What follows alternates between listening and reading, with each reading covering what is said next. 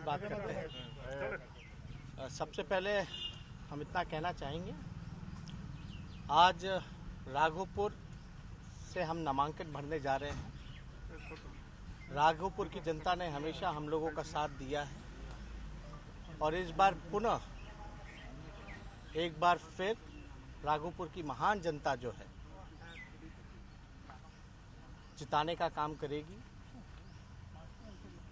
और आज नामांकन के दिन हम इतना ज़रूर कहना चाहेंगे, पहले हमने कहा है कि पहले कैबिनेट मीटिंग में सरकार बनती है तो पहला दस्तखत जो होगा, हस्ताक्षर जो होगा, वो 10 लाख नौजवानों को रोजगार देने का होगा, जो कि स्थायी होगा, सरकारी होगा।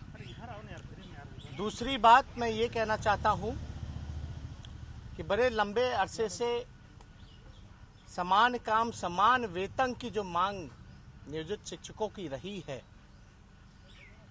उनको मैं वादा करता हूं कि सरकार बनने के दिन, आज मेरा नामांकन है, हम घोषणा करते हैं 2 दिन बाद हमारा ब्लूप्रिंट भी सामने आएगा साझा। सभी कांग्रेस और माले के सीपीआई सीपीएम के साथी भी साथ रहेंगे, लेकिन आज नामांकन है इसलिए मैं बताना चाहूँगा कि समान काम समान वेतन को लेकर के जो नियोजित शिक्षकों की लंबे अरसे से मांग रही है, लड़ाई रही है, उसको हम लोग पूरा करेंगे। हम लगातार बेरोजगारी पे, भूखमरी पे, गरीबी पर, पलायन पर, बाढ़ से लेकर के जितनी आफत कोरोना काल में जितने लोगों को, मजदूरों को परेशानी झेलनी पड़ी है, लगातार हम लोगों ने सवाल सरकार से पूछा, लेकिन सरकार के पास कोई उत्तर नहीं रहा। माननीय मुख्यमंत्री जी 145 दिन तक जो है बाढ़ कोरोना काल में गायब रहे, नजर नहीं आए। अब जब वोट का समय आया है तो जनता के बीच जाकर के वोट मांगने का काम करते हैं। बिहार की जनता, बिहार जो प्रदेश है सबसे नौजवान प्रदेश है इस देश का, और बेहद ज़रूरी है कि 60% आबादी में जो युवा जो है 60% जिसकी आबादी है इस बिहार राज्य में, वो एक नई सोच की सरकार चाहती है। और ये निश्चित है हम सरकार बनाने जा रहे हैं और भारी उत्साह बिहार के गरीबों में, मजदूरों में, किसानों में, नौजवानों में हमने देखा है। कई बार हम लोगों पे निजी हमले होते रहे हैं, पूरी तरीके से हत्या का भी मुकदमा हम लोगों के ऊपर किया गया। किसके दबाव में, इस पे हम टिप्पा टिप्पणी नहीं करेंगे। हम नए सोच के हैं, हर जाति हर धर्म को साथ लेकर के चलेंगे। कल जो बाकी के चरण के जो उम्मीदवार, जो प्रत्याशी होंगे महागठबंधन के, चाहे माले हो, सीपीआई हो या कांग्रेस हो या आरजेडी हैं, जो बचे हैं, इस पे साझा प्रेस कॉन्फ्रेंस करके आप लोगों को सूचित कर दिया जाएगा। और आपकी सरकार बनेगी, नित्यानंद राय कह रहे हैं कि अगर आपकी सरकार बनी तो बिहार में आतंकवादी आएंगे। बिहार में 46.6 बेरोजगारी दर है। इस बेरोजगारी के आतंक पर क्या कहना है नित्यानंद का? ये बेरोजगारी का आतंक, गरीबी का आतंक, भूखमरी का आतंक, पलायन का आतंक, ये किसने फैलाया? 15 साल में इनकी डबल इंजन की सरकार ने क्या किया? हम तो पूछना चाहते हैं, किसी एक व्यक्ति विशेष का हम नाम नहीं लेना चाहते, एजेंडा से भटकाने की कोशिश कर रहे हैं, लेकिन हम एजेंडा पर ही चुनाव लड़ना चाहते हैं, ना जात ना धर्म। हमारी सरकार बनेगी, सभी लोगों को साथ लेकर के चलेंगे। लेकिन इस तरह का बयानबाजी करने वाले लोग पहले अपने गिरबान में झांक के देखें, क्या हुआ उन घोषणाओं का जो 2 करोड़ नौजवानों को रोजगार दे रहे थे हर एक साल, 15-15 लाख रुपए खाते में देना था, काला धन लाना था। बिहार विशेष राज्य का क्या हुआ? विशेष पैकेज का क्या हुआ? बिहार की बोली लगाई गई। कौन सी बोली लगाई गई थी?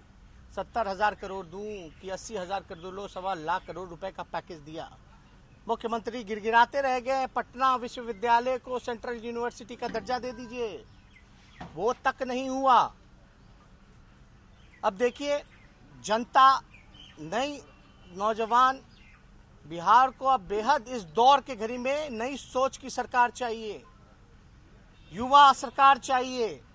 इसलिए क्योंकि आपने देखा होगा 2014 में 12 में भाग जाते हैं भाजपा से बाहर, 2015 में हमारे साथ चुनाव लड़ते हैं, फिर उनके साथ जाते हैं।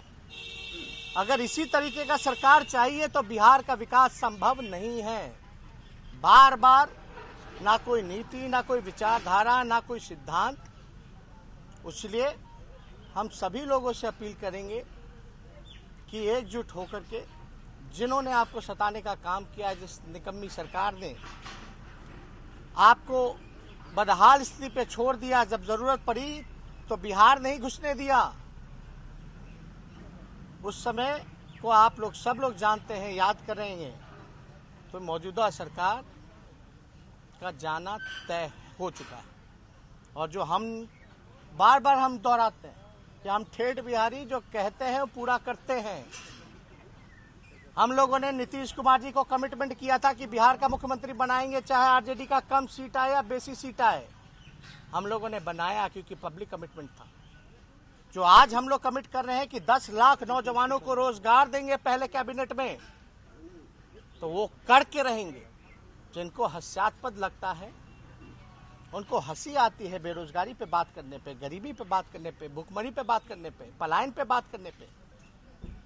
इसलिए जो बार बार 4 साल में 4 सरकार जिसने देने का काम किया, बिहार की जनता ने मूड बना लिया है कि इस बार एनडीए की सरकार नहीं आने वाली है। और कोई सवाल नहीं, ये कहा जा रहा है कि आप जो बयान और एक्सपीरियंस है, आप माता पिता के टाइम में भी आपके कुछ नहीं हुआ, आपसे कुछ नहीं हो सकता है, उलूल जुलूल बयान देते हैं कि 10 लाख लोगों को नौकरी दे देंगे। नीतीश कुमार जी हमारे उम्र में बड़े हैं, हम आदर उनका करते हैं, सम्मान करते हैं, लेकिन बिहार के मुख्यमंत्री रहते हुए पूरी तरीके से फ्लॉप हो चुके हैं।